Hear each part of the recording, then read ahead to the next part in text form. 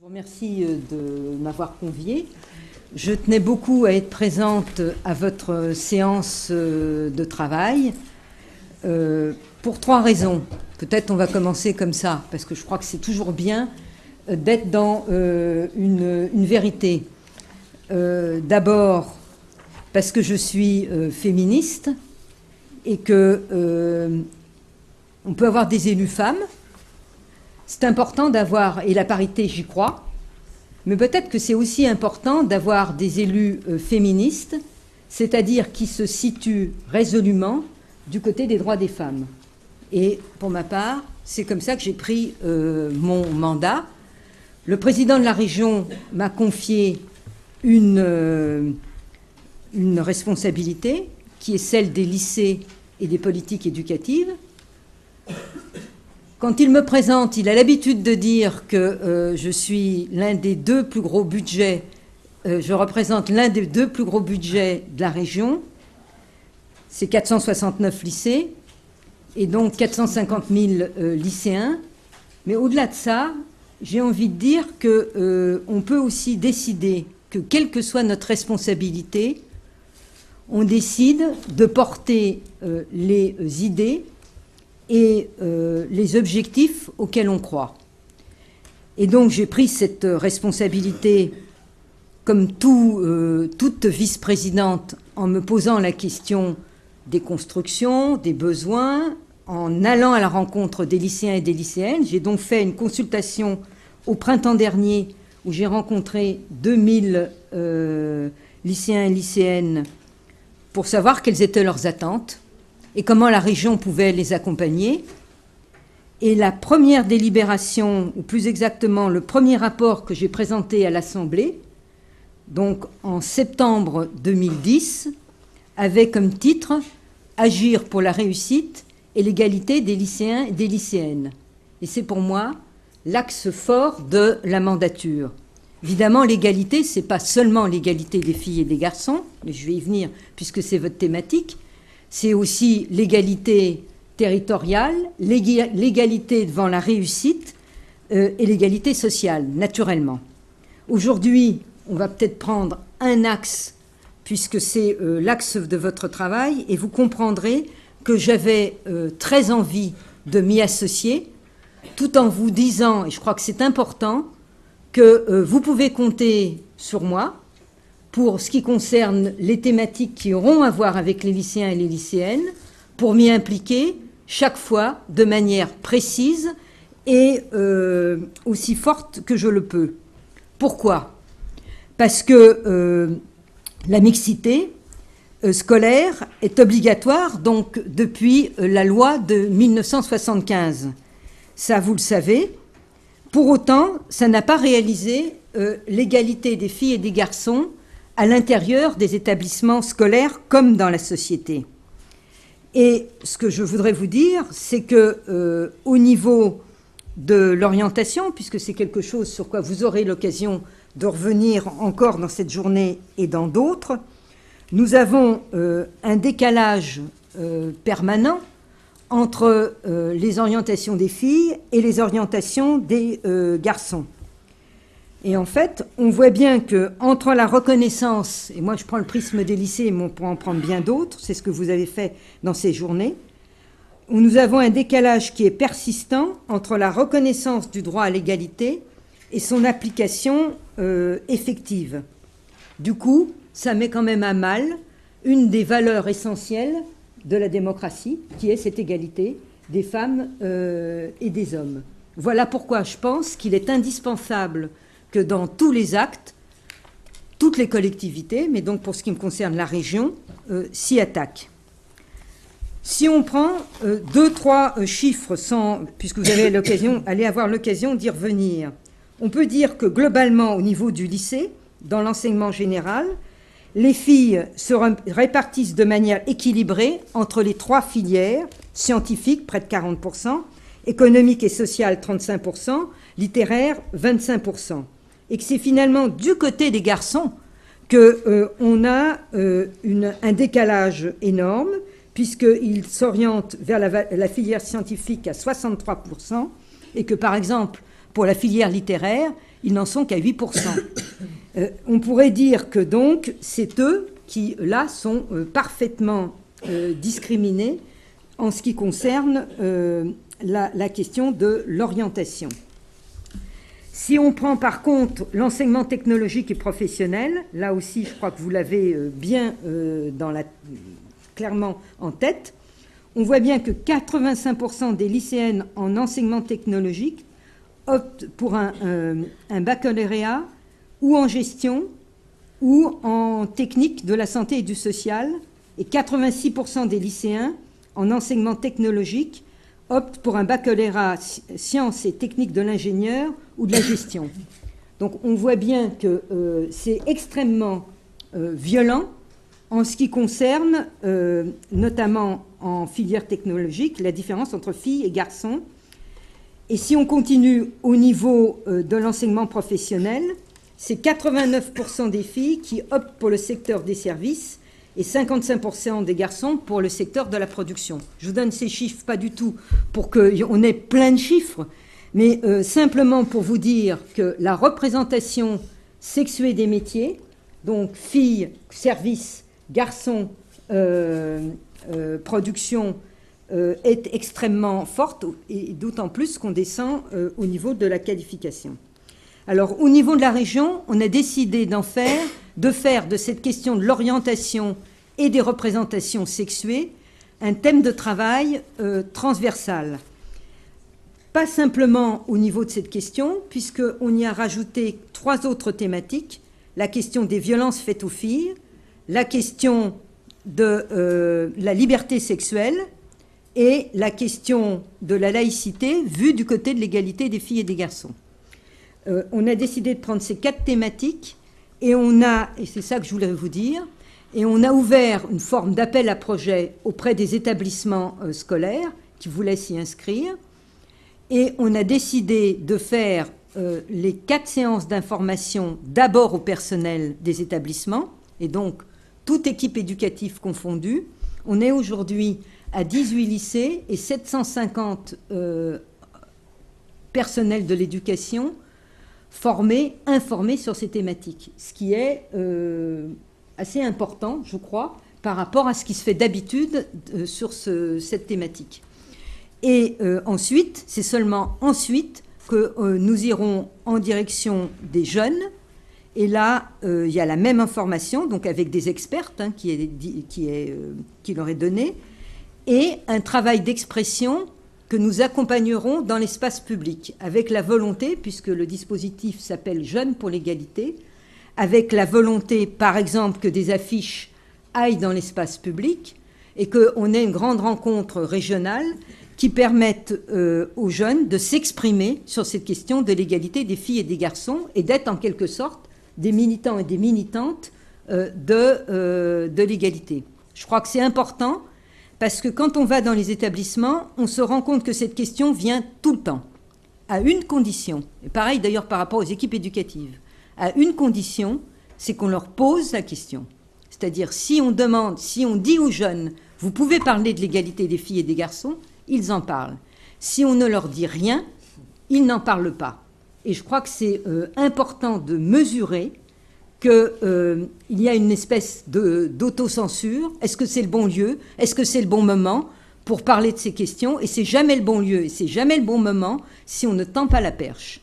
Donc ce que je voulais vous dire, c'est que on me dit 1 minute, donc il n'y a pas de souci. Je vais m'arrêter à la minute convenue. C'est plus, on aura l'occasion sans doute de se revoir dans d'autres circonstances et pour d'autres actions. On va accompagner les lycéens, y compris avec quelques dates, quelques grandes dates qui sont dans le calendrier de tout le monde, le 25 novembre, le 8 mars, et on aura donc l'occasion de revenir sur ces questions. Pour moi, l'important, c'est de se dire que les jeunes ont un rôle à jouer sur ces questions d'égalité et qu'ils le joueront si on les prend comme des interlocuteurs, comme des acteurs et des actrices à part entière. Si on le fait comme ça, ils joueront leur rôle et on a beaucoup à attendre Et j'ai même envie de vous dire, encore beaucoup à apprendre d'eux. Voilà le message plutôt optimiste que j'étais venue vous donner, ce qui n'enlève rien à la difficulté des situations que nous vivons et qu'ils vivent. Mais je pense que pour bien les accompagner, il faut les considérer comme des acteurs et des actrices à part entière. Margaria est actuellement conseiller spécial formation et enseignement supérieur auprès du commissaire à la diversité et à l'égalité des chances. Il fut également directeur de la formation de Télécom INT, devenu Télécom Sud Paris, directeur de la gestion, puis directeur de la stratégie et de la gestion à la direction de l'enseignement supérieur des télécommunications, directeur de Télécom Sud Paris, puis directeur général de Télécom, etc.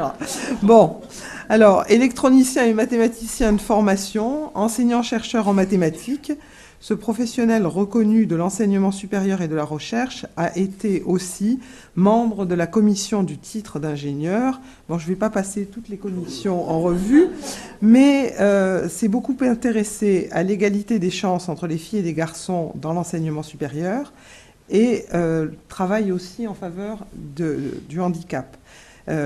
Donc actuellement, il est à une position importante pour pouvoir nous dire quelle est la volonté politique. On l'interrogera tout à l'heure sur ce sujet. Alors, à côté, toujours à ma droite, Marie-Hélène Terre. Alors, Marie-Hélène Terre est consultante en management et développement des organisations. Elle est experte dans l'accompagnement des groupes et des équipes et spécialiste du genre pour favoriser la mixité et l'innovation dans les entreprises. Elle siège dans le groupe d'experts et experte dans le projet Innovation Through Gender de la Direction Recherche et Innovation de la Commission européenne en collaboration avec l'Université de Stanford. Elle a été ingénieure pendant plus de 20 ans dans le secteur de la conception assistée par ordinateur et des supercalculateurs. Elle a managé d'importantes équipes du service client et a conduit des projets internationaux de globalisation des services clients. Dans sa dernière fonction, au sein de Cray Research Silicon Graphics, elle était Customer Service Operations Manager, c'est à rallonge, en Europe Sud. Elle a décidé de devenir entrepreneur, après plusieurs formations qualifiantes, portant sur le développement des organisations et de l'accompagnement du changement. C'est de plus une citoyenne investie qui met son expertise professionnelle et son énergie de femme active au service de la collectivité.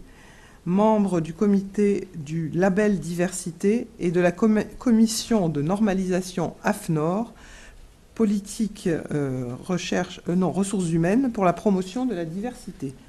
Bon, Marie-Hélène est présidente de l'association Femmes Ingénieurs et vice-présidente de la Fédération mondiale des organisations d'ingénieurs en tant que chairwoman de la commission Women in Engineering qu'elle a créée en 2008. Voilà, je m'arrêterai là. Ensuite, Catherine Marie. Alors, Catherine Marie est sociologue, directrice de recherche au CNRS, au centre Maurice Alvax, je le prononce... Comment tu Alvax, bon, à Paris. Elle est membre du comité de direction du groupement européen de recherche MAGE, marché du travail et genre. Elle s'est particulièrement intéressée aux carrières des femmes scientifiques, ingénieures et chercheuses. Elle a récemment publié un ouvrage en collaboration, un ouvrage intitulé « Pour en finir avec la domination masculine, de A à Z ». C'est Les empêcheurs de penser en rond, la découverte. Et un article intitulé « Je veux être ingénieur » dans le nouveau manuel de sociologie, coordonné par François de Singly, Olivier Giraud et Claude Martin, chez Arnaud Collin en 2010. Elle mène de façon régulière une activité d'enseignement et d'encadrement de thèse sur le genre à l'EHESS, notamment dans le cadre d'un master sociologie, genre, politique et sexualité. Elle participe enfin à de nombreuses activités de valorisation, d'expertise et de formation continue sur le genre, dans le cadre de la mission pour la place des femmes au CNRS ou de l'Institut Émilie du Châtelet, et apporte son expertise à l'organisation de colloques de l'association Femmes et Sciences dont elle fait partie depuis ses débuts. Alors, j'ai omis pour chacune de ces personnes les récompenses et les décorations qu'elles ont eues. Voilà, excusez. Alors, Annick Valibouz est professeure des universités. Elle exerce à l'université Pierre et Marie Curie. Elle est spécialiste de calcul formel, mathématiques sur ordinateur, algorithmes et implantation pour des logiciels tels Maxima, Maple, Mathematica, et de théorie de Galois. Alors on en parle beaucoup en ce moment puisque c'est le bicentenaire de sa naissance. Célébration nationale. Voilà, le 26... Ça enfin, dans pas très longtemps, mais ça va... à l'IHP, à Bourg-la-Reine, un peu partout. On va en entendre parler beaucoup. Alors, son habilitation à diriger des recherches soutenues en 1994 porte sur la théorie de Galois constructive. Avant sa thèse intitulée « Manipulation de fonctions symétriques » et soutenue à l'université Pierre et Marie Curie en 1988, elle a été nageuse de haut niveau, maître nageur sauveteur et animatrice de Radio Libre. Elle est actuellement chargée de mission égalité femmes-hommes à l'université Pierre et Marie Curie. Voilà, nos participants et participantes à la table ronde sont présentés. La question que je vais poser à nos intervenants, c'est que chacun de la place qu'il occupe nous donne quelques statistiques et nous parle des occasions de rencontre de la problématique filles-garçons. Distinguer ce qui se passe au niveau de l'enseignement supérieur de l'université, les grandes écoles d'un côté, et puis ce qui se passe au niveau un petit peu en dessous, c'est-à-dire les Bac plus 2, les BTS, les DUT. Il me semble que même si globalement on retrouve des tendances similaires, il y a des différences. Comme le disait tout à l'heure madame, je ne me souviens plus votre nom, le problème des filles dans les sciences et les techniques est d'autant plus aigu qu'on descend dans les niveaux de qualification et d'études. Alors, au niveau universitaire, bon, vous le savez, les filles sont aujourd'hui majoritaires parmi les étudiants, à peu près 56%, cela à peu près depuis 10 ans, ça stagne, hein, le chiffre ne bouge plus, mais enfin, il reste à ce niveau-là. Et on voit aussi que certaines grandes écoles prestigieuses se sont massivement, sinon massivement, fortement féminisées depuis le début des années 70. Dans la plupart de ces écoles où on ne comptait que 10 à 15 ou 20% de filles au début des années 70, on en compte aujourd'hui 75 à 80%. Par exemple, dans la magistrature, l'École nationale de la magistrature, qui s'est ouverte aux filles en 1946, donc il faut voir que c'est récent. À l'agro, pareil, c'était 10% en 1972, on en a maintenant 70 à 75%, avec les écoles vétérinaires, et même une école dans laquelle les filles ont fait beaucoup de progrès récemment, c'est l'ENSAE, qui est pourtant un temple important des mathématiques et des statistiques de très haut niveau, où on avait quelques 10-15% dans les années 70, et dans la dernière année, on a 42% de filles. Donc c'est une des écoles qui se féminise rapidement ces dernières années. Voilà. En revanche, bien sûr, et dans les écoles d'ingénieurs, en revanche, la progression est beaucoup plus lente. Elle n'est pas nulle, hein, ça a stagné pendant des années. Elle progresse régulièrement aussi depuis les débuts des années 70. Elle était de 5-6%, on en est aujourd'hui à 26%, ou 27%, je ne sais plus. Mais en revanche, c'est très faible et surtout, c'est extrêmement différent selon les disciplines. Donc on retrouve un peu les mêmes tendances que ce qu'on voyait à l'université, c'est-à-dire qu'il y a 2 domaines où les filles sont majoritaires aujourd'hui, c'est l'agronomie, hein, je vous ai dit tout à l'heure, je vous ai parlé de l'agro, où elles sont 70%, et la chimie, où elles sont majoritaires, hein, elles sont 50-55%, c'est pas écrasant, mais voilà, c'est mixte. Mais en revanche, la majorité de ce qui fait le cœur des écoles d'ingénieurs et où les garçons s'engouffrent massivement, c'est-à-dire la mécanique, le génie mécanique, génie électrique, les télécommunications, M. Margaria, restent des domaines très très largement masculins, enfin où l'hégémonie masculine perdure. Dans les très grandes écoles aussi, c'est-à-dire l'école polytechnique et ses écoles d'application, là aussi il y a une progression, hein, puisque en 72 il y en avait 2% avec Anne Chopinet, qui était la première, et aujourd'hui en 2010 on avait 15,7% de femmes reçues au concours, donc c'est pas une progression spectaculaire. En revanche, ce que je voulais dire pour ces niveaux-là, c'est que c'est un peu une thèse que je soutiens dans mon livre sur les ingénieurs. parce que j'ai fait des enquêtes par entretien approfondi auprès de ces jeunes femmes de plusieurs générations, enfin les jeunes et les moins jeunes. Ce qu'on observe, même si elles ne sont pas très nombreuses, toujours aujourd'hui, c'est qu'elles sont bien intégrées, bien acceptées dans les entreprises. Elles ne sont plus totalement marginales, exotiques, des oiseaux rares qu'on regarde ou qu'on met de côté, voire qu'on assassine, comme à Montréal, à l'Université de Montréal. Donc les jeunes femmes aujourd'hui dans les entreprises, ingénieurs, quand elles ont des bons diplômes, sont relativement bien acceptées et les écarts de salaire allant au recrutement sont extrêmement faibles, de l'ordre de 3-4%.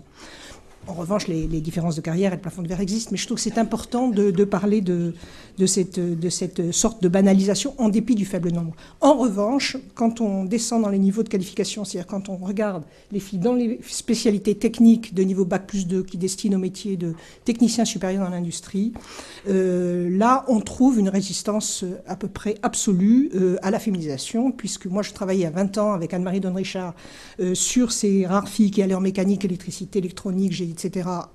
On avait à l'époque entre 2 et 7% de filles, et c'est toujours la même chose. Dans les années 2010, c'est extrêmement faible. Et par ailleurs, leur intégration dans l'entreprise demeure problématique, surtout dès qu'elles doivent être affectées à des postes d'encadrement, c'est-à-dire de chef d'atelier ou dans la production, soit à l'extérieur, dans les chantiers, soit dans les entreprises industrielles.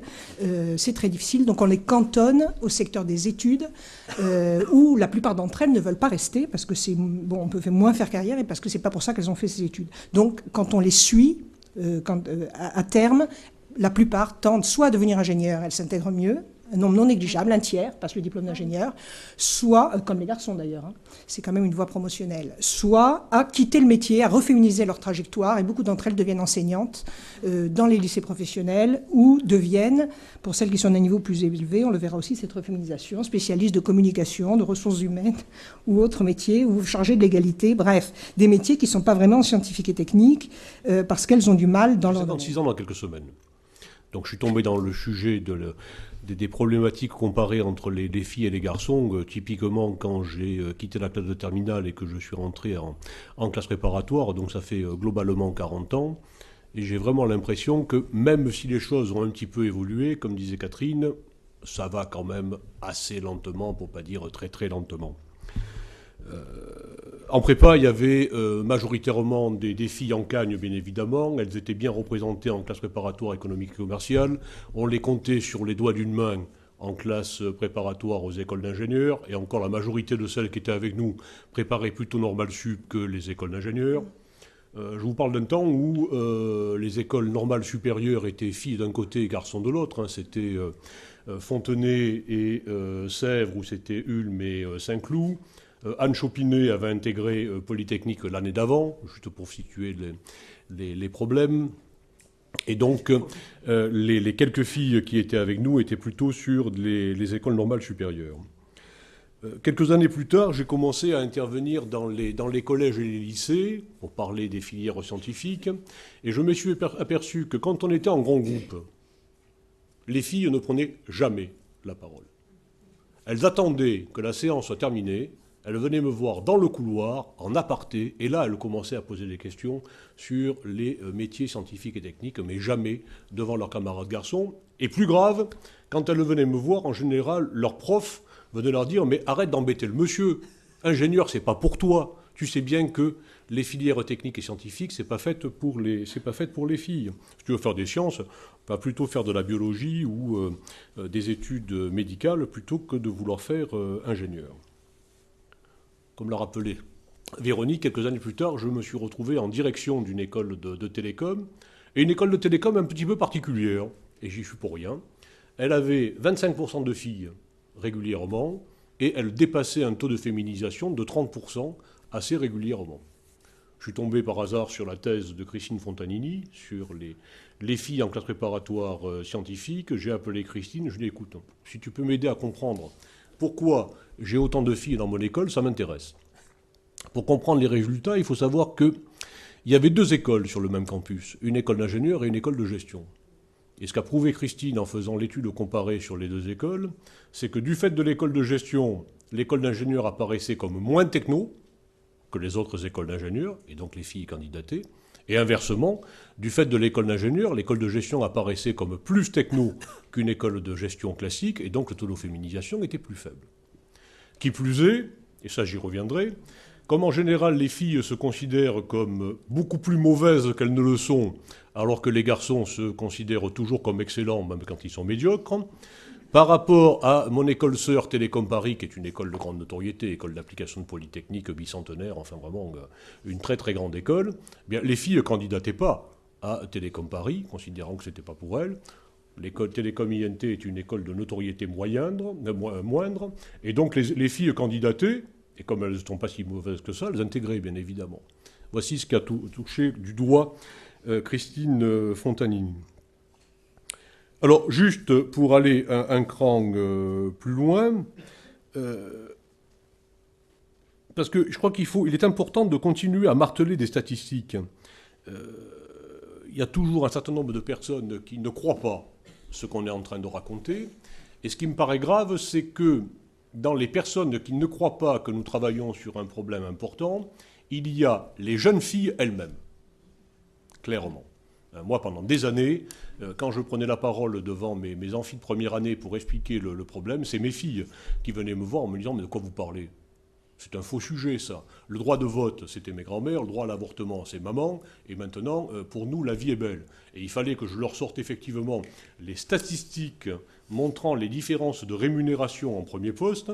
Catherine a dit c'est 3 ou 4%. Mais 3-4% de différence en premier poste à la fin d'une école d'ingénieur, c'est un scandale, purement et simplement. C'est un scandale. Et là, elle commençait à comprendre qu'il y avait un problème. Et puis d'autres parties de la population qui croient que l'on travaille sur de faux sujets, malheureusement, c'est la classe politique. Je reviendrai tout à l'heure. Il n'y a pas de volonté de politique publique, en particulier au plus haut niveau de l'État ou dans la plupart des ministères, parce qu'on considère, et j'y reviendrai tout à l'heure à propos de mon patron, Yazid Sabeg, que tout est fini. Il y a des lois, et donc à partir du moment où on a légiféré sur le sujet, il n'y a plus rien à faire. Or, nous sommes tous bien placés pour savoir que c'est totalement... Je représente Femmes Ingénieurs, donc je vais parler à partir des statistiques que Femmes Ingénieurs produit maintenant depuis au moins plus de 15 ans. Et en fait, ce qui est intéressant dans l'analyse que l'on fait donc, depuis autant d'années, c'est de montrer l'évolution. En fait, on s'aperçoit, donc, juste pour poser le cadre, il y a aujourd'hui environ 27% de filles dans les écoles d'ingénieurs et donc qui sortent diplômées d'écoles d'ingé. Ce sont... et depuis environ une dizaine d'années, on plafonne entre 20 et 27%. Donc en fait, il y a un palier comme dans le monde universitaire. Et puis, ce qu'il y a, c'est qu'en fait, c'est 27% globalement. Or, en fait, il y a des filières où elles disparaissent, mais complètement. Et il y a des filières où elles sont très nombreuses, comme le soulignait Catherine, c'est-à-dire en chimie, en agro, véto, etc. Parce qu'en fait, ça touche aux soins.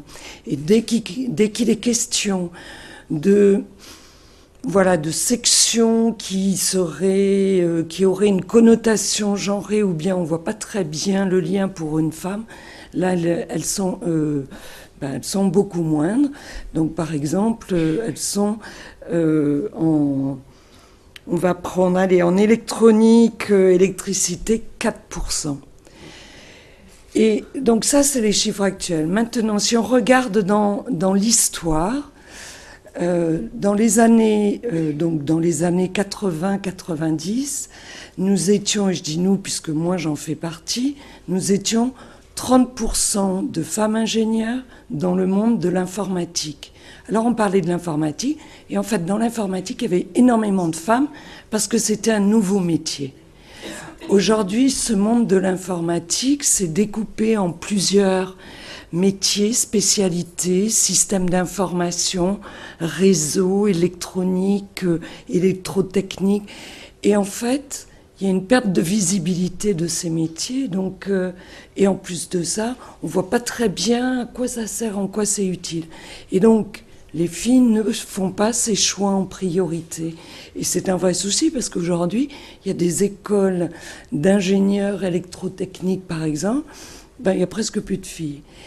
Et en fait, c'est pas un problème purement franco-français, c'est un problème très général. Et il y a plusieurs études, et puis j'interviens pas mal à l'international. En fait, c'est un problème qu'on voit apparaître dans tous les pays développés. Au Maroc, par exemple, qui est un pays en voie de développement, ou disons qui est en train de bien se développer, au contraire d'être dans une filière électrique, électrotechnique, ou dans l'informatique, ou dans les sciences donc d'éthique, eh bien, c'est un atout. Alors que dans nos pays, disons, bien développés, ça ne l'est plus, et les filles n'y vont plus, elles n'en voient pas l'intérêt. Or, c'est là où les métiers se développent.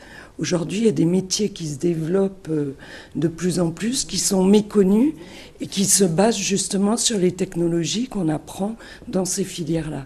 Donc, il y a un vrai questionnement à avoir sur quel métier ces jeunes filles vont choisir. Alors, si elles vont en agro, où elles sont extrêmement nombreuses, et puis dans tout ce qui est électrique, électrotechnique ou sciences de ce qu'on appelle l'éthique, eh bien là, c'est là où les métiers se développent, et en plus, ça peut servir dans énormément d'autres branches. Donc là, il y a un vrai souci de communication, mais on en parlera peut-être après. Le deuxième point, donc ça c'était au niveau du choix des filières, des spécialités. Les écarts de salaire, oui, il y a des écarts de salaire dès l'entrée dans la vie professionnelle, et pas de manière égale dans toutes les filières. C'est-à-dire, par exemple, dans l'éthique, il y a moins de 2 ou 3% de différence de salaire. Or, dans les métiers qui sont très féminisés, il peut y avoir jusqu'à 20 ou 30% de différence de salaire. Donc là aussi, on peut se poser la question au moment des choix des filières. Et l'autre point que je voulais aussi pointer du doigt en termes de statistiques, c'est premièrement les femmes ingénieures qui sont donc normalement qui sortent avec un statut de cadre, ou disons tous les ingénieurs sortent avec un statut de cadre. Il y a plus de 10% de femmes ingénieurs qui n'arrivent pas à intégrer l'entreprise avec un statut de cadre. Voilà. Et l'autre point, c'est en termes de responsabilité, elles sont très nombreuses à avoir des toutes petites équipes par rapport à leurs collègues hommes. Et dès qu'il s'agit de prendre en main de grandes équipes ou d'avoir des responsabilités de budget, alors là, ça fait plus de 15 ans que Femmes Ingénieures montrent par ces statistiques qu'en fait, les femmes disparaissent quand il s'agit d'avoir des responsabilités. Donc, les responsabilités budgétaires et d'équipe montent pour les hommes, et pour les femmes, ça décroît. Je vais commencer par une enquête qui a été faite à l'université Pierre-et-Marie Curie par Élodie Lose et Marc Cheminot. Je ne vais pas vous raconter toute l'enquête. Elle est sur le site de l'UPMC. Je vais commencer par les masters. Il y a 3 formations qui accueillent moins de 20% de femmes, et sont les mathématiques, l'informatique et les sciences de l'ingénieur. Donc évidemment, ça confirme. Et cela représente 47% des effectifs de l'université, donc sur 30 000 étudiants. Je ferai une petite exception, justement, puisque vous parliez de l'ENSAE. Il faut savoir que l'ENSAE est une émanation de l'Institut de statistique, donc l'INSAE est passée devant parce que, elle dépend du ministère des Finances, mais l'ISUP a également une parité femmes-hommes à l'université Pierre-et-Marie Curie. Donc je suis directrice adjointe de l'ISUP et j'aimerais bien qu'il y ait plus de femmes qui viennent à l'ISUP. Et elles réussissent très bien. Donc je confirme que la statistique... Traduction des sigles. L'ISUP, Institut de statistique, de l'université Pierre-et-Marie Curie, dont l'ENSAE est une émanation. Voilà. Et l'ENSAE? L'ENSAE, c'est l'École nationale supérieure de... Statistique et l'administration économique. Voilà. Et qui ne dépend pas du ministère de l'Éducation nationale, mais ça dépend du ministère des Finances. Qui alimente l'INSEE. Donc ils ont des gros moyens financiers. Voilà, c'est pour ça que... Voilà. Et les salaires en sortie de l'ISUP sont un peu en dessous de l'ENSAE, mais au bout de 3 ans d'école, on gagne quand même 3 000 € par mois. Ce qui est quand même pas mal. Donc, quand on sait qu'il y a de la parité, c'est bien.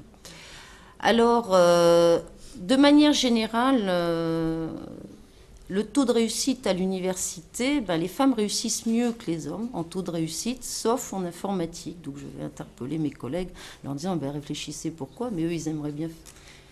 Mais bon. Donc, pour l'instant, on en est là. On peut dire, mais avec un pourcentage très léger, que plus d'hommes que de femmes poursuivent leurs études après un master, mais c'est très, très léger. Le taux d'emploi des hommes et des femmes, il y a une perte de 4% chez les hommes et de 6% chez les femmes pour le taux d'emploi, donc on peut dire que tout va bien. Et pour ce qui est des salaires moyens ou médians, effectivement, dans le salaire moyen, les hommes par an en kilo-euros ont 30 et les femmes 26,8, juste à la sortie du diplôme. Donc effectivement, c'est inférieur.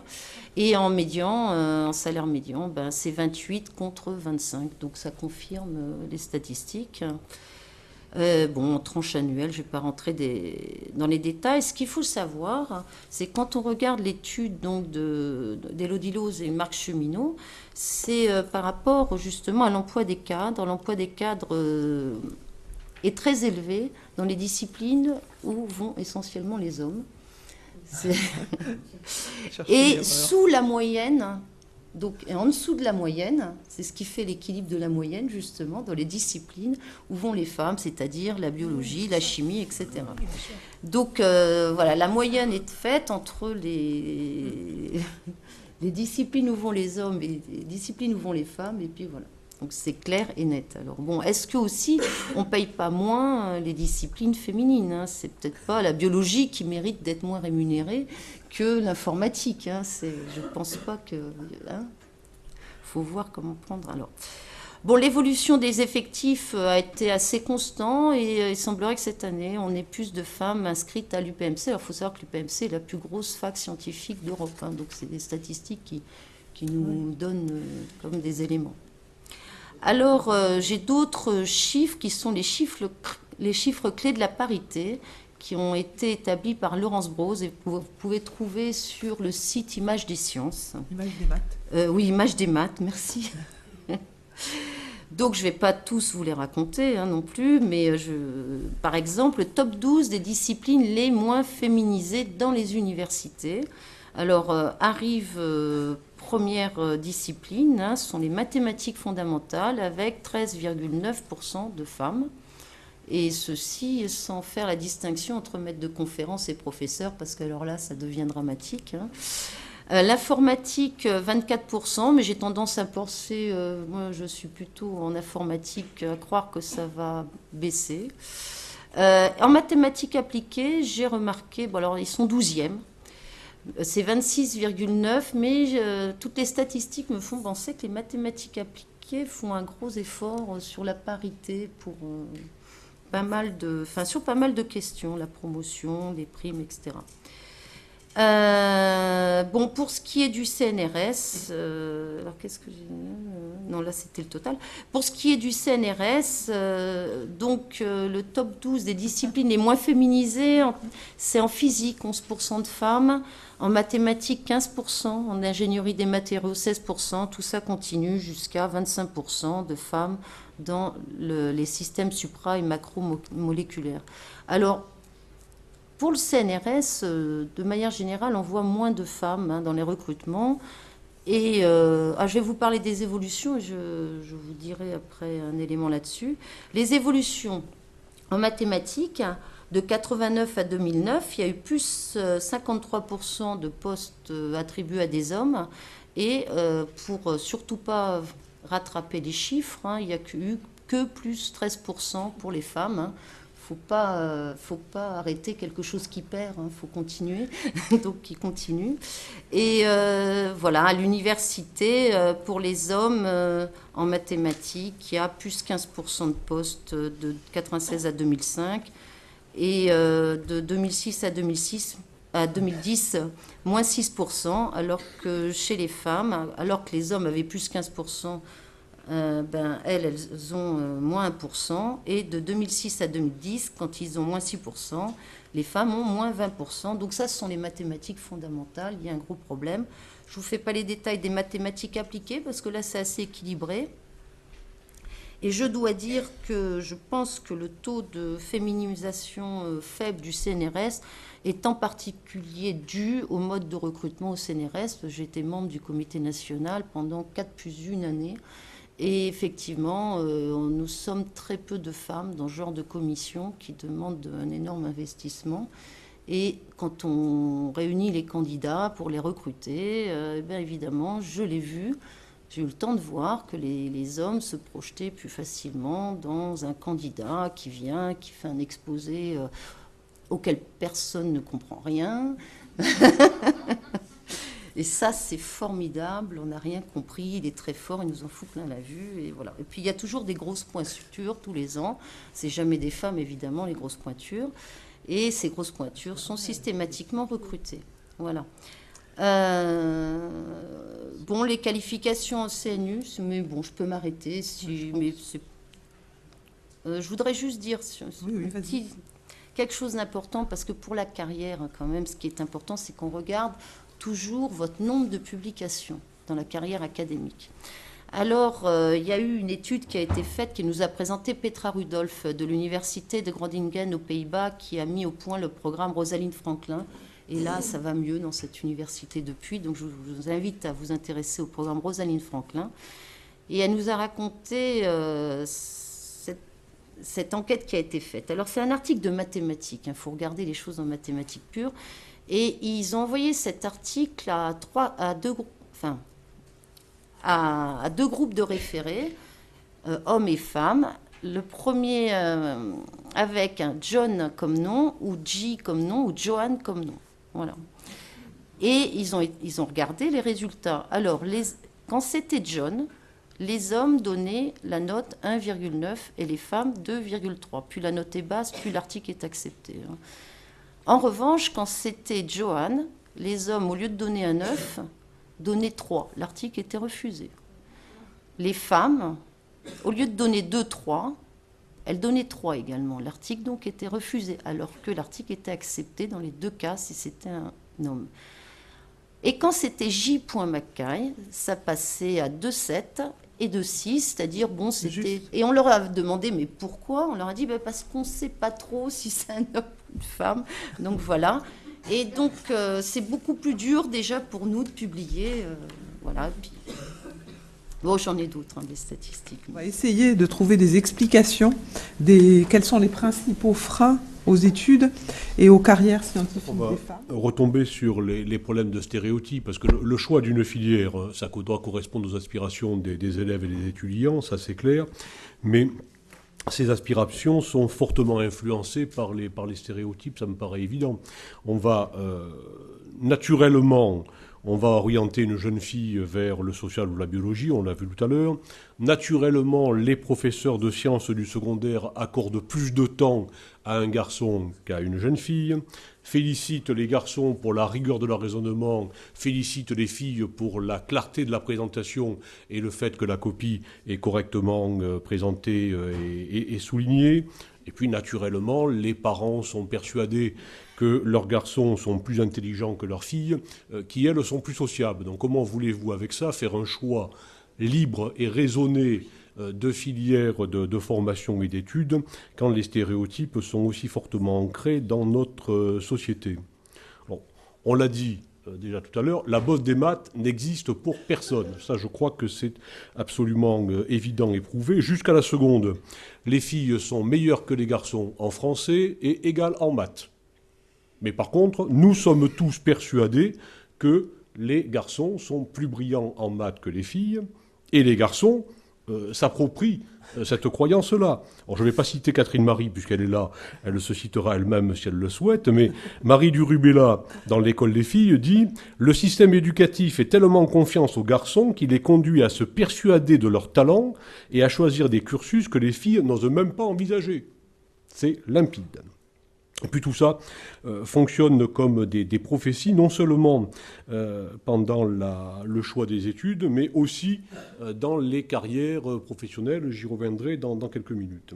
Et puis ça amène les filles à s'auto-censurer par rapport à certaines filières considérées comme des filières d'excellence. Cette autocensure est complétée par de la censure parentale et de la censure des équipes éducatives. Encore une fois, tu ne vas quand même pas espérer être ingénieur en électronique, tu sais bien que c'est un métier de mal, tu ne vas quand même pas essayer de faire de la recherche en mathématiques, tu peux me citer une mathématicienne qui a obtenu la médaille Fields. Comme on a vu qu'il n'y en a pas, de toute façon c'est difficile. L'autre élément, c'est le manque d'effets modèles, de personnes auxquelles les collégiennes et les lycéennes puissent s'identifier et se dire moi aussi. Et je crois que là, les possibilités d'identification sont fondamentales. Il ne faut pas choisir le modèle trop haut et trop loin par rapport aux collégiennes et collégiens. Je crois que, comme un certain nombre de personnes dans la salle, je me suis lamentablement planté, je le dis honnêtement, quand Claudie Aigneret a pris le ministère de la Recherche. Je me suis dit, bingo, on a gagné. On a une femme scientifique brillante qui passe à la télévision régulièrement, qui a volé dans l'espace. Avec les collégiennes, ça va faire un carton. J'ai essayé une fois, 2 fois. Les gamines m'ont dit, écoutez, arrêtez de nous parler de quelqu'un qui est à Bac plus 25, qui parle 12 langues. C'est pas nous. Je cite, je peux mettre des guillemets devant le Bac plus 25, 12 langues. Inversement, la puissance publique et les branches professionnelles n'utilise pas assez, me semble-t-il, le vecteur de communication qui est constitué par les séries télévisées aux heures de grande écoute. Ça me paraît évident. Aux USA, où les séries de police scientifique ont démarré bien avant la France, on a eu un sursaut de vocation pour les métiers de police scientifique, c'est mesuré par les établissements d'enseignement supérieur, et qui plus est, comme assez souvent l'expert scientifique est une experte scientifique, ce sont des carrières, des études qui sont en train de se féminiser. Alors, effectivement, réussir à monter ce genre de feuilleton, ça coûte cher, mais je crois qu'il faudrait être capable de financer ou de faire financer des séries mettant en lumière des techniciennes, des ingénieurs, des chercheuses, pour que les choses s'améliorent. Alors avec la casquette président de la conférence des grandes écoles, j'ai essayé, j'ai pris mon bâton de pèlerin, je suis allé voir tous les directeurs de programme des chaînes publiques, ils m'ont écouté poliment, parce que le président de la conférence des grandes écoles, on ne peut quand même pas lui dire qu'on ne l'écoute pas, mais ça n'a servi rigoureusement à rien, bien évidemment. Dernier point que je voulais indiquer sur les causes, c'est le comportement des entreprises, qui peut avoir une influence sur les souhaits d'orientation des jeunes filles. Pourquoi est-ce qu'on va se lancer dans des études qui apparaissent comme difficiles, qui apparaissent comme longues, si en finale c'est pour avoir des rémunérations plus faibles que celles des garçons et des progressions de carrière moins importantes que celles des garçons? Alors on peut me dire effectivement, les lycéens et lycéennes ne savent absolument pas ce qui se passe en entreprise. C'est regrettable, mais c'est vrai. Par contre, leurs parents, eux, le savent. Ils peuvent avoir un effet, ça peut avoir un effet négatif induit sur les choix d'orientation. Et en entreprise, je terminerai là, il y a l'effet salaire, je l'ai indiqué, et puis il y a l'effet promotion. Si vous faites de la promotion par cooptation, vous êtes directeur général d'un établissement et vous choisissez la personne que vous allez monter d'un cran dans la hiérarchie. Naturellement, vous allez faire de la cooptation parmi les personnes que vous voyez à 20h dans le couloir, en train de boire une bière ou dans la cour, en train de fumer une cigarette. Et ça, les femmes, majoritairement, n'y sont pas. Et c'est très franco-français. Dans les pays d'Europe du Nord, si vous êtes encore là à 20h, c'est que vous n'êtes pas capable d'avoir terminé votre journée dans la durée normale, donc vous êtes incompétent, donc vous n'êtes pas digne d'avoir une promotion. Ça, c'est très hexagonal. Si vous faites maintenant de la promotion, j'allais dire par appel à candidature, dites j'ai un poste de libre et je demande les personnes qui veulent l'exercer. Si vous voulez qu'une femme candidate, vous devez aller la chercher. clairement. J'ai dit tout à l'heure, un homme moyen se considère comme excellent. Vous allez lui dire, je pense à toi pour cette promotion-là. Ah ben oui, chef, tu as raison, d'ailleurs, je suis le meilleur. Et dans 6 mois, quand ce poste-là, j'en aurai fait le tour, tu me proposes quoi? Ça, c'est le comportement du mâle moyen. Une femme, ah, tu es sûr que c'est pour moi, ça? J'ai pas toutes les compétences. Tu as vu, là, le 3e alinéa, là, tu demandes ça, j'ai jamais fait ça. Et puis, si par hasard je suis en difficulté, tu m'accompagneras? Je caricature volontairement, mais honnêtement, je l'ai vécu et je l'ai vécu à plusieurs reprises en entreprise, ce comportement. Avec notre expérience chez Femmes et Sciences, Femmes Ingénieurs et Femmes et Maths, en fait, par rapport aux jeunes, un des premiers freins, c'est le métier d'ingénieur, on ne sait pas ce que c'est. L'ingénieur, le mot déjà ingénieur, c'est pas concret. Un médecin, on l'a déjà rencontré, on sait ce qu'il fait. Il fait mal, il fait pas mal, il réconforte. Mais un ingénieur, en plus de ça, un ingénieur, quand on en parle, c'est quand le matériel, il marche pas. Ah, c'est encore un ingénieur qui pensait pas net, là, si ça marche pas. Donc en fait, c'est plein de petites touches qui manquent. C'est-à-dire, on ne sait pas ce que fait un ingénieur, ou bien c'est perçu comme négatif. En fait, donc, un des premiers freins, c'est une méconnaissance. Deuxièmement, devenir ingénieur, on ne sait pas forcément comment on y va. Oui, il y a les grandes écoles, mais à part les grandes écoles, on ne connaît pas toutes ces filières qui ont été créées, toutes ces passerelles qui ont été créées entre les différentes écoles. En plus de ça, ingénieur, mais ingénieur en quoi? Donc en fait, tant que les jeunes ne rencontrent pas un adulte qui vient leur parler de... Ben voilà, moi je suis une ingénieure en télécom ou une ingénieure en agro. En fait, ça ne prend pas sens. Puis après, donc ça c'est le côté rencontre avec adultes, avec des jeunes ou des adultes qui pratiquent, des professionnels. Puis après, il y a l'autre facette qui est qu'est-ce qui est véhiculé ou qu'est-ce qu'on se véhicule entre nous, entre copains, copines, et puis qu'est-ce que j'ai entendu chez moi ou bien chez d'autres adultes.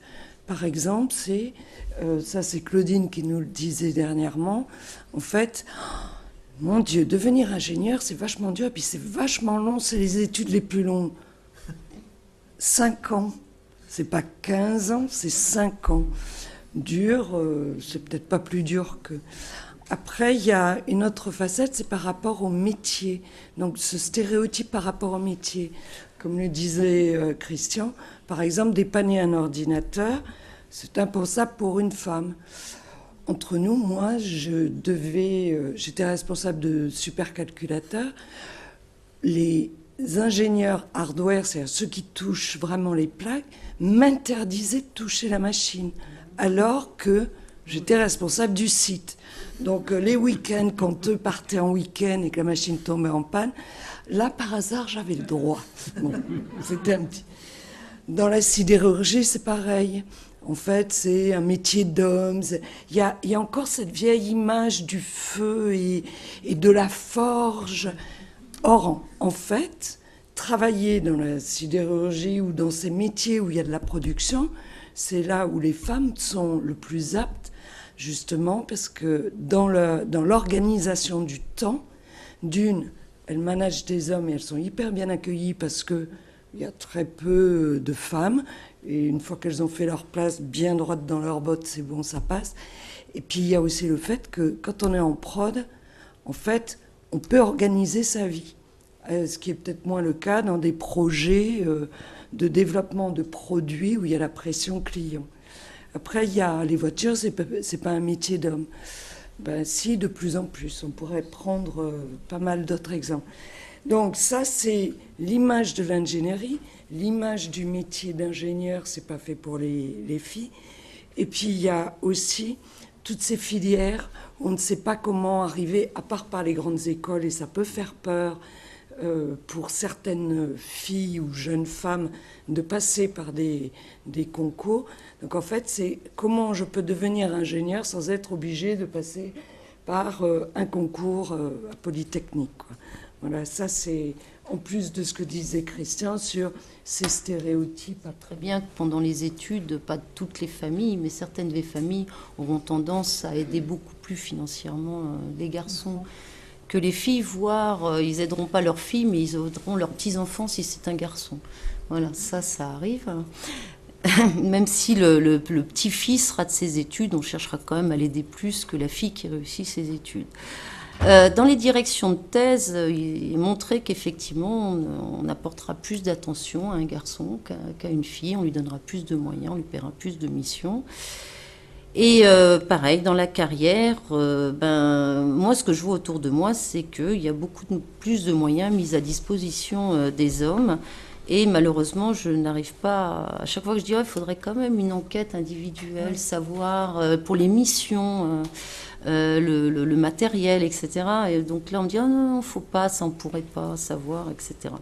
Et puis, il y a aussi le problème des collaborateurs. Je lisais dernièrement une interview que vous pouvez trouver aussi sur l'image des maths de Michel Verne, qui est membre, une des 2 femmes membres de l'Académie des sciences en mathématiques. Et elle a eu vraiment pas mal de problèmes. Il faut lire son témoignage. Et à un moment donné, elle a trouvé une femme qui a collaboré avec elle et un Algérien. Et après, a pu commencer enfin sa carrière et elle a pu se réaliser comme on sait. Et puis d'autres freins, il y a des freins modernes actuellement à la réussite des femmes. C'est par exemple la recherche par projet. On donne moins d'argent récurrent, donc il faut aller chercher par projet l'argent de son outil de travail. Et une femme qui, par exemple, a des enfants, il faut en plus qu'elle prenne sur son temps de recherche, sur son temps pour aller chercher ces fameux argent pour faire sa recherche. Et il y a, par exemple, l'année dernière, il n'y avait que 10% d'acceptation pour l'ANR. Donc ça peut être beaucoup de temps perdu, donc les femmes vont moins y aller. Et puis, dans ces recherches par projet aussi, il y a une forte cooptation. Donc, on sait ce qu'est la cooptation. Ça dessert les femmes. Il y a aussi, dans les freins modernes, l'idéologie de la mobilité. Moi, j'appelle ça une mesure anti-femme. Je m'étais battue contre ça quand j'étais au comité national. J'ai essayé de leur expliquer la mobilité, c'est bien, quand effectivement il y a un candidat qui a fait de la mobilité, qui lui a permis d'acquérir des connaissances nouvelles. Mais la mobilité pour la mobilité, c'est de l'idéologie et c'est une mesure anti-femme. Bon, après, quand il y a eu un changement de gouvernement, ils ont compris que la mobilité, c'est quand la gauche est passée, c'était finalement, effectivement, on n'allait plus en parler. Puis il y a aussi comme frein le manque de reconnaissance quand on regarde les primes et les promotions. Donc les femmes savent très bien qu'elles auront un plafond de verre, par exemple. Alors il y a aussi un chiffre que je n'ai pas donné tout à l'heure, mais qui est très amusant. C'est dans le pôle 1 mathématiques, informatique de l'université Pierre et Marie Curie. On a décidé de donner les primes à partir de 2009. On allait les distribuer au sein de l'université. Alors chez les professeurs, dans ce pôle 1, les femmes ont eu 10 500 € pour toutes les femmes professeurs de l'université, et dans le pôle 1, et les hommes, 220 500 €. Voilà. Et alors on pourrait dire, on va regarder quand même au prorata du nombre d'hommes, effectivement. Effectivement, il faut regarder.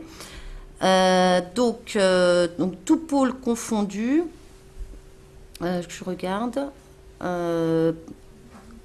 J'ai les chiffres, mais au niveau de l'université, tout pôle confondu. Bon, enfin, je ne retrouve plus les chiffres, mais il y avait un déséquilibre par rapport aux effectifs, même sur toute l'université, sachant que les autres pôles étaient équilibrés, ce qui veut dire qu'il y a un fort déséquilibre sur ce pôle 1 par rapport aux effectifs, de toute façon. Mais on voit bien les chiffres, on se doute. Donc il y avait même une femme, comme elle était membre de l'académie, il fallait bien qu'elle ait sa prime quand même. Donc voilà, c'est donc dans les freins, il y a aussi dans les recrutements, les promotions, il suffit qu'il y ait des collègues réfractaires aux femmes, qu'il y ait des idées un peu misogynes, c'est toujours ça en moins, c'est toujours des personnes contre les femmes, donc même si c'est une personne, c'est toujours quelqu'un contre nous. Il y a le copinage, les réseaux, les femmes ont moins de temps.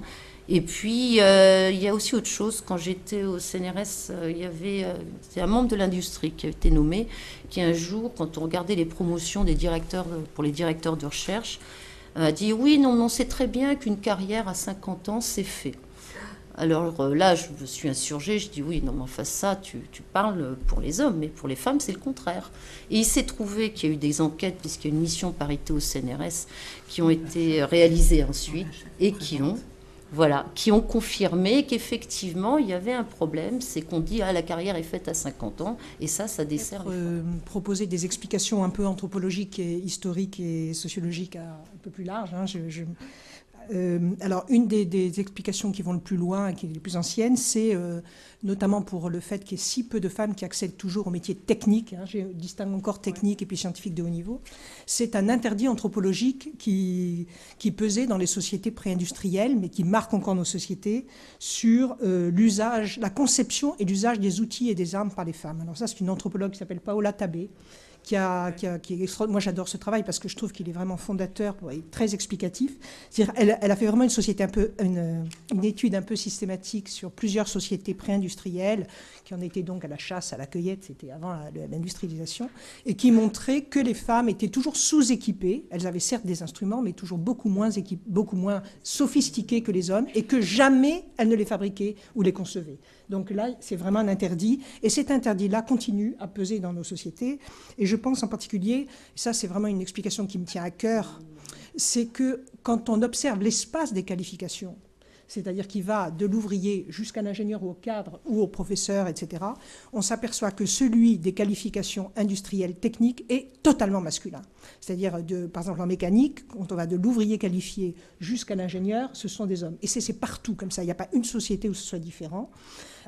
Quand il y a des femmes, elles sont ouvrières spécialisées. Il y en a bien sûr des femmes dans l'industrie ouvrière, mais on ne reconnaît pas leurs compétences, on se débrouille toujours pour ne pas leur...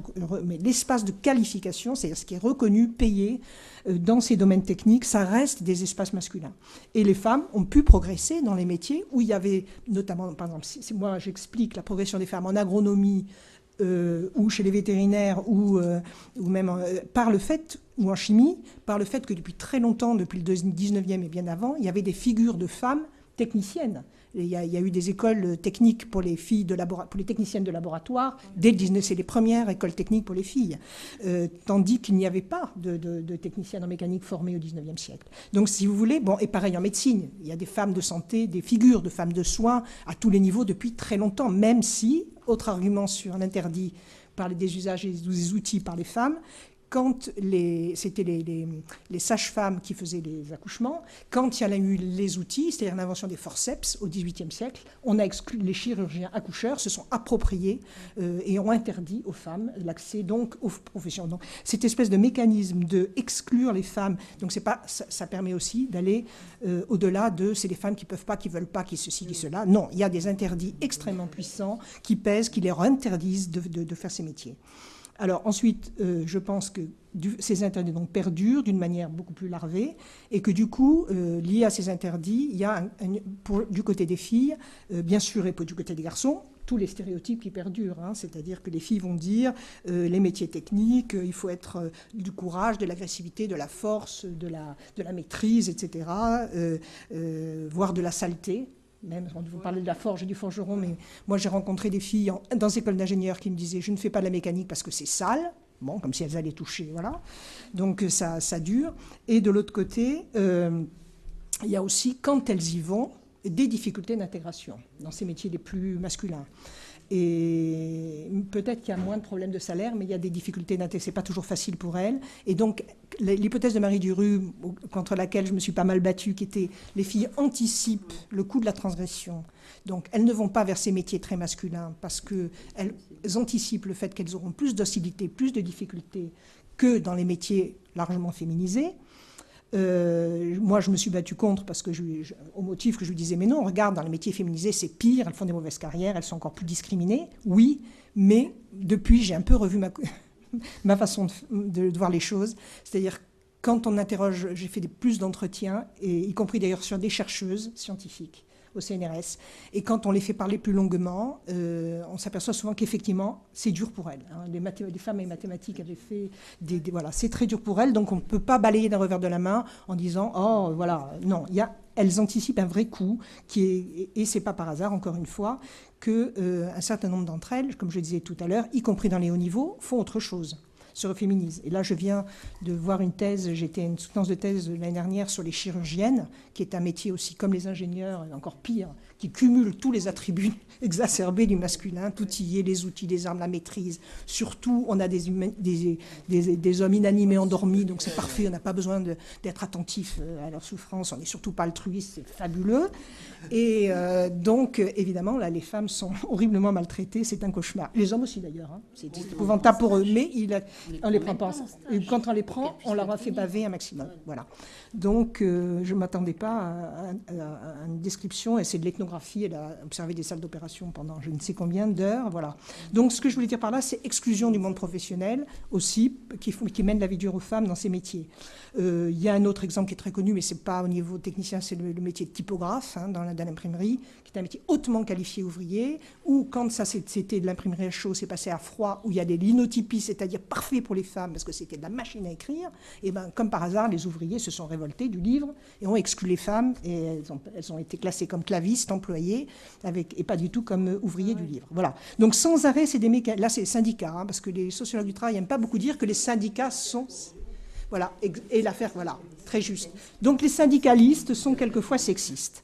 Un dernier exemple aussi, c'est les évolutions professionnelles qui peuvent être défavorables aux femmes, et je pensais à l'informatique. Bon, on a souvent discuté avec Isabelle Collet.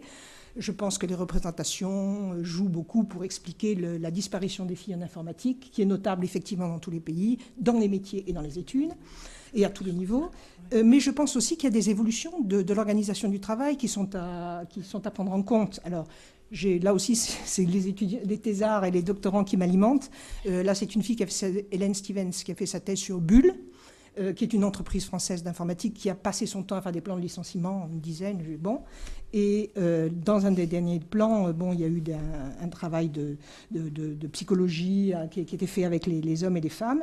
Et ce qui est très intéressant, c'est que les femmes informaticiennes de haut niveau ingénieurs se sont massivement reconverties vers des métiers de psychothérapie, d'enseignement, de tout ce qu'on veut, bien féminin, tandis que les hommes sont tous rentrés dans des métiers bien masculins, habituels de la technique. Mais c'est aussi parce qu'elles ne voulaient pas suivre ces évolutions du travail, qu'il y avait une sous-traitance de ces fonctions d'informatique à des S2I. Là. Oui. Donc, c'était plus des gros services d'entreprise, de grandes entreprises où l'emploi était protégé, les conditions de travail correctes, les horaires pas fous, quand on ne voulait pas trop progresser, etc. Tandis que là, c'est des petites boîtes où il faut tout le temps bouger, on change de client, où c'est des placements continuels, des horaires imprévisibles, et des groupes d'hommes qui sortent le soir aller voir le match de foot. Bref, et des contrats de travail précaires. Donc, c'est ce que je veux dire, s'il faut aussi tenir compte des évolutions du travail qui peuvent décourager les femmes. Dernier, j'ai encore 2 minutes. Bon, juste dernier élément sur les carrières. Je rejoins aussi là tout à fait Isabelle Collet, qu'il faut un peu déplacer le regard vers les garçons et vers la question des garçons et pas toujours se bloquer sur les questions des filles.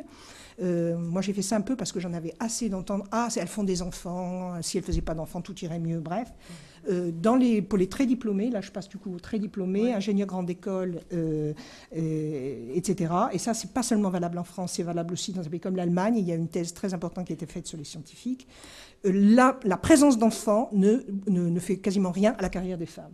Statistiquement, n'est pas significative quand on contrôle l'ancienneté et le diplôme. Donc, il faut arrêter de dire que c'est parce qu'elles font trop d'enfants. Ou pas. Bon. En revanche, ce qui joue de façon très forte, c'est que la présence d'enfants a un effet sur les carrières des hommes. C'est-à-dire que les pères de familles nombreuses ont des carrières extraordinaires. Et pourquoi ? Parce que ils sont mariés avec des femmes au foyer qui les aident à faire leur carrière et que, bien sûr, aussi, ils doivent faire des carrières rapides pour nourrir leurs nombreuses familles. Bon. Et par ailleurs, ils sont sur un modèle de longs horaires, d'horaires absolument... Donc, ce qui fait la différence dans la réussite, c'est les longs horaires, mais ce n'est pas de travailler 45 ou 50 heures comme travaillent les ingénieurs, c'est de travailler 60 heures, 65 heures, tout le temps. Voilà. Et c'est là qui fait la différence. Et là, évidemment, les couples égalitaires, hommes ou femmes, ne peuvent pas se mettre dans ce modèle-là. Donc, c'est intéressant parce que c'est vraiment... Ça fait réfléchir ce modèle de société où les postes vraiment d'encadrement supérieur sont liés à des horaires complètement fous et où forcément, il faut bien que quelqu'un s'occupe de l'intendance et de la... Exemple donc, d'une action qu'on a mis au point, qu'on a testée et chez Femmes Ingénieurs. Donc en fait, ça s'appelle l'action de shadowing. On a fait ça avec l'entreprise Orange. Donc on a signé une convention. C'est dans le cadre d'un appel très très fort donc de la Commission européenne, donc Viviane Reding, pour qu'il y ait plus de femmes dans les sciences de l'information et de la communication et les technologies naturellement. Et en fait, ce qu'on a fait, et nous faisons toujours, donc 2 fois ou 3 fois par an, ça s'appelle shadowing parce qu'en fait, notre association amène sur un site d'Orange 1 ou 2 jeunes filles, et Orange propose une jeune femme ou moins jeune femme ou une très grande expérimentée à se rencontrer pendant une journée. Et en fait, c'est du face à face ou une ingénieure pour 2 jeunes. Et en fait, là, pendant cette journée, les jeunes filles sont dans l'ombre, comme le dit le mot en anglais, shadowing day. Donc en fait, elles sont dans l'ombre. Et donc l'ingénieur travaille dans son équipe, travaille avec l'international en visioconférence. Ou bien fait une évaluation d'un projet avec son équipe. Et soudainement, les jeunes filles qui sont là à côté suivent ces travaux, ce qui se passe, regardent. Et pendant le déjeuner, il se passe un échange de jeunes femmes à femmes expérimentées. Et ça, c'est un vrai bonheur pour ces jeunes. Il y en a plusieurs qu'on dit, donc elles sont en général en seconde, première, voire début de la terminale. Et bien souvent, elles disent j'hésitais entre médecine ou peut-être sciences. Ben maintenant, je sais que je veux faire ça parce que j'ai compris ce qui se passe dans l'entreprise. J'ai compris que quand on est une femme, on peut avoir plein d'enfants. Une femme qui a des responsabilités. Et en plus de ça, j'ai vu qu'on travaillait en équipe. Et ça y est, maintenant, je suis sûre que c'est ça qui va me plaire et que je pourrai quand même gérer ma vie professionnelle, etc. Donc en fait, c'est une opération qui a beaucoup de succès et qui est beaucoup demandée par d'autres entreprises qui voudraient aussi organiser. Donc ce sont des actions ponctuelles, mais qui ont un vrai succès et qui ont vrai, si je parle en termes de manager, retour sur investissement, c'est-à-dire des jeunes filles qui prennent des décisions dans le sens, je veux aller vers les sciences et les technologies. Le premier élément, c'est effectivement d'inscrire une véritable formation au genre dans la formation des enseignants, et depuis ceux qui interviennent en école maternelle, voire en crèche, jusqu'au plus haut niveau de formation. Deuxième élément, mais ça on l'a déjà dit, deuxième élément, c'est d'instaurer de véritables séquences pédagogiques dans l'enseignement où on va faire travailler les filles et les garçons ensemble. 75, on instaure la mixité. Et puis on se dit, allez, on va mettre les filles et les garçons côte à côte, il va se passer des choses. Non, il ne se passe rien. Tant qu'on ne les fait pas réellement travailler ensemble, ils ne découvrent pas la richesse de la diversité. Or ça, il me semble qu'on ne l'a pas fait, clairement. Il y a un travail à faire là-dessus. Ensuite, je vais plutôt parler de politique publique. On met des barrières devant les quelques filles qui veulent s'orienter dans des filières scientifiques et techniques. La plupart d'entre vous ont dû signer la pétition il y a quelques années là, sur l'ouverture des internats des lycées aux classes préparatoires pour les filles. Enfin, je veux dire, arrêtons. On en a peu qui s'orientent vers ces métiers, vers ces filières-là, et en plus, on leur met des barrières devant la tête. C'est en train de se corriger, mais il y a encore du travail à faire. Je pense qu'on ne s'en sortira pas sans une intervention du défenseur des droits sur le sujet. Réfléchir sur nos modalités de recrutement des jeunes filles. On sait que les concours de recrutement des grandes écoles sont genrés. Quand vous mettez un garçon et une fille devant un bon vieux problème à tiroir, comme on sait tous les concevoir en maths et en physique en particulier, les garçons, là aussi je caricature mais volontairement, vont grappiller tous les points faciles de l'épreuve. Les filles vont faire les questions dans l'ordre. Si la 4e question est infaisable, elles vont rester bloquées à la 4e question. Donc il faut travailler sur la façon dont on conçoit les épreuves de recrutement. Ou au moins Ensuite, les prévenir. Au moins les prévenir. Que c'est comme ça. Ensuite, ça sera mon dernier élément. J'ai insisté lourdement sur l'effet modèle pour les jeunes filles en collège et en lycée. Je crois fondamentalement que l'ère du bénévolat est terminée. Pour que cet effet modèle marche, il faut que ça soit de jeunes filles, de jeunes professionnels qui aillent faire des actions de communication dans les collèges et les lycées. Elles sont en début de carrière. sous une pression importante de la part de leur entreprise. Elles le sont en début de leur vie de femme. Et on leur demande en plus de prendre des samedis matins pour aller faire des actions dans les collèges. Il faut clairement que cela soit inscrit dans l'activité professionnelle et que donc on ait une véritable politique publique.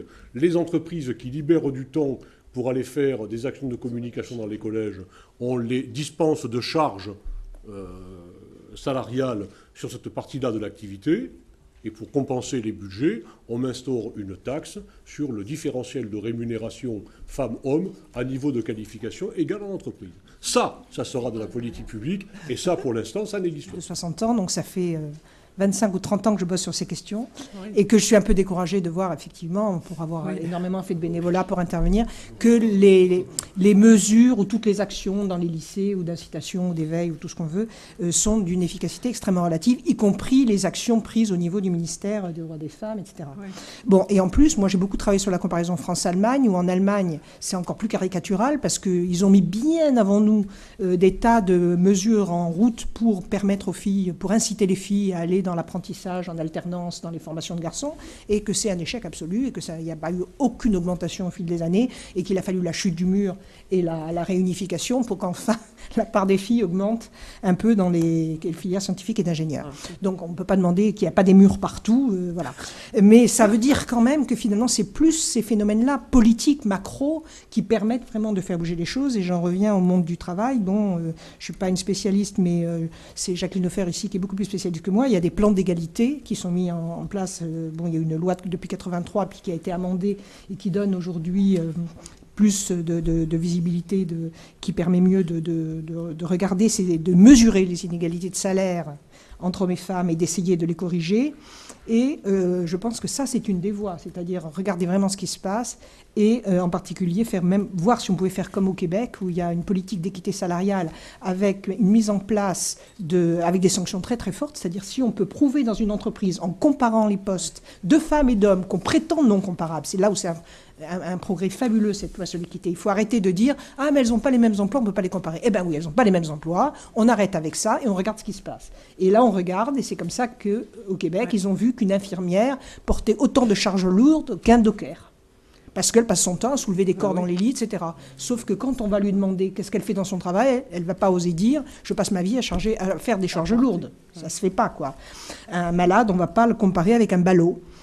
Or, pratiquement, c'est ce qu'elles font. Et elles ont des problèmes de dos et des conditions de travail tout aussi difficiles que les dockers qui, eux, ont des instruments et des machines pour porter les gros... Bon. Donc, c'est avec ce travail-là continu de comparaison des postes de femmes, des postes d'hommes, qu'on peut vraiment améliorer les choses. Et là, il y a des sanctions et on agit là-dessus. Moi, je crois qu'il faut, plus que de dire, effectivement, forcément, allez les filles, aller dans les métiers d'hommes où plus personne ne veut aller. Effectivement, c'est plutôt dans les grandes entreprises, ils savent faire ça maintenant. Chez Thales, ils ont carrément un processus de rattrapage de salaire qui est quasiment automatique. Il y a chez AXA, j'avais discuté avec, parce qu'ils viennent de temps en temps à l'université, et ils avaient remarqué que les hommes étaient mieux payés que les femmes. Alors là, c'était facile, parce que c'était le nombre de contrats rapportés, et ils ont regardé de près, et en fait, c'est les femmes qui rapportaient le plus de contrats, donc ils ont revu les salaires après. Mais effectivement, les hommes, ils la ramenaient plus, donc ça marchait. Bon. Et il y avait aussi au MIT, il y a quelques années, il y avait les femmes qui ont commencé à discuter entre elles. Alors, ça prenait des proportions importantes. C'était là quand Petra Rudolph nous racontait ça. Et finalement, le MIT a dit, bon, on va faire une enquête. Hein. Comme ça, on va calmer tout le monde. Et puis les résultats de l'enquête étaient tellement désastreux que même les femmes à la retraite ont pu obtenir des compensations. Donc, voilà. Donc, je pense que la proposition que vous faites est très bonne. Faut arrêter le bénévolat et taxer sur le différentiel. Et aussi, il faut peut-être faire des budgets ciblés pour permettre aux femmes d'avoir plus d'outils de travail, parce que généralement, on leur donne moins d'outils de travail pour obtenir le même résultat. Alors c'est simple, hein, quand on n'a pas le même outil de travail, on sait bien qu'un bon ouvrier, c'est quelqu'un qui a des bons outils. Et donc les femmes, on s'arrange pour leur donner des plus mauvais outils. Donc il faut peut-être donner des budgets ciblés pour être sûr que voilà, les femmes aient au moins un outil de travail. Quelques éléments. Sur ce que disait Jacqueline, je crois que tu as totalement raison, mais le problème que tu as abordé, c'est plus le problème de la désaffection des jeunes pour les filières scientifiques et les métiers d'ingénieur que le problème spécifique des filles devant l'enseignement supérieur. Ceci étant dit, je partage totalement ce que tu disais. Sur race et sexe, désolé, Joker, c'est... la seule chose que je peux dire, c'est qu'effectivement, quand on croise le genre et les caractéristiques ethno-raciales de l'individu, là, c'est la peine multiple. Je parlais à midi de mon petit Mohamed de Sarcelles. Si je prends ma petite Saïma de Sarcelles, elle est encore dans une situation bien pire que Mohamed. Sur ce que tu disais sur les phénomènes de discrimination, j'en ai pas parlé volontairement et je vais dire pourquoi. J'ai dit tout à l'heure qu'on avait des difficultés à convaincre les politiques de l'intérêt de nos actions.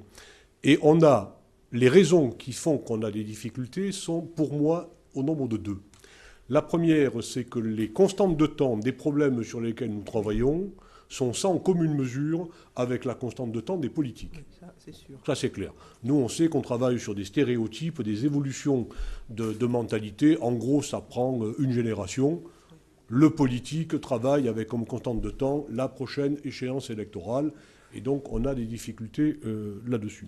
Le deuxième élément, et j'ai vécu ça avec Yazid Sabeg, il a fallu... Le commissariat, c'est commissariat à la diversité, à l'égalité des chances. Sur le papier, on est donc a priori ouverture sociale, égalité au sens homme-femme, handicap, les seniors, enfin l'intégralité des formes de diversité et de discrimination. Et puis le patron, j'allais dire, par son histoire propre, est plus orienté sur l'ouverture sociale et les caractéristiques ethno-raciales que sur les problèmes de parité et les problèmes de handicap. J'ai passé 1 an avant de réussir à le convaincre qu'il fallait aussi s'intéresser au sujet, parce que justement, pour lui, c'était... Mais de quoi on parle? Il y a des lois sur le sujet, et la plupart des discriminations que rencontrent les femmes en entreprise sont des discriminations individuelles, qu'elles aillent voir la HALDE. D'accord? Moi, ce que je cherche à mettre en évidence auprès des personnalités politiques, c'est de la politique publique. La politique publique, ça passe par des textes de loi, ça passe par des mesures qui peuvent faire évoluer les choses, sans les laisser se retrancher derrière le fait qu'il y a déjà la loi de parité en politique, c'est pas la peine d'aller plus loin. On la connaît, la loi de parité en politique, et on sait quel est le nombre de femmes qui sont au Sénat, qui sont à l'Assemblée nationale. Juste une dernière intervention rapide sur le problème des grandes écoles. Le problème existe. Je suis entièrement d'accord. On peut décider la suppression des grandes écoles, ça ne me pose aucun problème particulier. Je leur ai dit à plusieurs reprises aux directeurs d'école, si vous n'avancez pas, à un moment ou à un autre, on supprimera purement et simplement les écoles, mais c'est comme une menace. Mais ça ne remplit pas l'objectif qu'on se fixe. Tout simplement parce qu'il faut revenir sur des choses basiques. On a vu les chiffres de taux de féminisation des filières à l'université et dans les grandes écoles, c'est les mêmes. Si on regarde l'ouverture sociale, et en particulier le nombre de boursiers du supérieur dans les grandes écoles et à l'université au bon niveau, c'est-à-dire au niveau master, c'est le même. Je suis désolé, c'est 20% de boursiers du sup dans les grandes écoles, c'est 20% au niveau master, c'est le niveau licence, juste après le bac, qui est beaucoup plus socialement ouvert. Donc, si on cherche un objectif d'ouverture à la parité, si on cherche un objectif d'ouverture sociale, pour moi, ce n'est pas en faisant disparaître les grandes écoles qu'on va l'atteindre.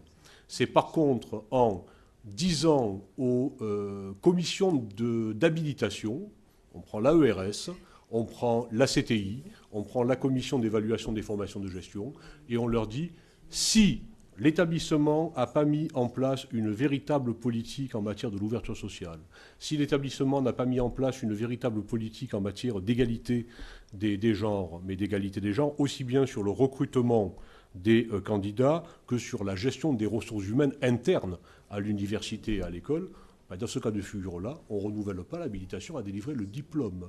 Et ça, c'est beaucoup plus violent et beaucoup plus pernicieux que de leur dire on vous supprime. Je vais te répondre sous forme de boutade, parce que je n'ai pas vraiment réfléchi au sujet. Je veux dire, quand on est ancré dans un combat depuis presque 40 ans, je ne sais pas exactement pourquoi j'ai commencé, si ce n'est qu'effectivement, ce que je disais tout à l'heure, quand je suis passé de la terminale à la prépa et que je me suis aperçu que les filles ne m'avaient pas suivi globalement alors qu'elles étaient meilleures que moi. Non, mais, j'ai eu vraiment un étonnement en rentrant en prépa. Hein, j'avais des camarades filles en classe de terminale qui étaient, je vais dire, largement aussi bonnes que moi, si ce n'est pas meilleures que moi. Parce que moi, je travaillais en maths et en physique, elles travaillaient en maths, en physique, en philo, en histoire, en géographie. Donc elles étaient objectivement meilleures que moi. Et quand je suis arrivé en prépa et que je me suis retourné, les filles qui étaient aussi bonnes que moi en terminale n'étaient pas là. Je me suis dit, il y a quand même un truc là, qu'est-ce qui se passe? Bon, ça, c'est la raison objective. Puis sous forme de boutade, dans les petits dessins qu'a passé notre camarade qui était à l'autre bout de la table tout à l'heure, je crois que j'ai découvert la réponse. Il y avait un mec qui avait un ballon de foot dans la tête. J'ai horreur du foot à la télé.